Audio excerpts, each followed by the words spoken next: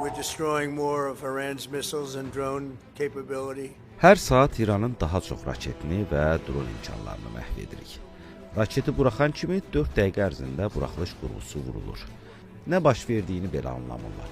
Onların hərbi dəniz qüvvələri yoxa çıxıb. 3 gündə 24 gəmi. Bu xeyli say deməkdir. Onların zenit silahları yoxa çıxıb.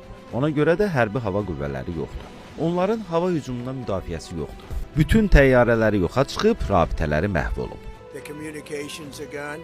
Gizli deyil ki, İran enerji resursları, hərbi potensialı və nüvə texnologiyaları ilə geosiyasi güc aktoru kimi çıxış edir. Lakin ABŞ-İran müharibəsi Tehranın hərbi güc potensialı haqqında artıq suallar yaratmağa başlayıb. Müharibənin ilk günlərində raket və dron potensialından yüksək səviyyədə istifadə edən rəsmi Tehran artıq tempini yumşaldıb. Bu isə ağıllara İranın silah imkanlarının məhdudlaşması ilə bağlı suallar gətirir. Amerika Birləşmiş Ştatlarının prezidenti Donald Trump'ın bu istiqamətdə açıqlamaları da İranın tükəndiyinə dair versiyaları gücləndirir.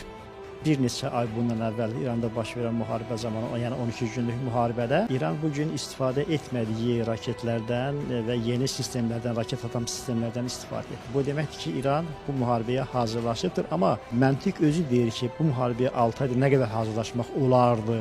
Bazanı nə qədər genişləndirmək olardı? Sualının cavabı əlbəttə ki, sadəcə bu zaman müddətində. Ona görə də bu çox güman ki, məhduddur. Və üstəlik atılan raketlərin hədəfə çatmadan, öz məqsədinə çatmadan dağıdılması məsələsi çox ciddi bir məsələdir. Burada da yenə dəqiqlik faizi çox aşağıdır. Yəni İranın atdığı raketlərin %80-i hədəfə çatmamış, hətta başqa ölkələrin ərazilərində vurulur.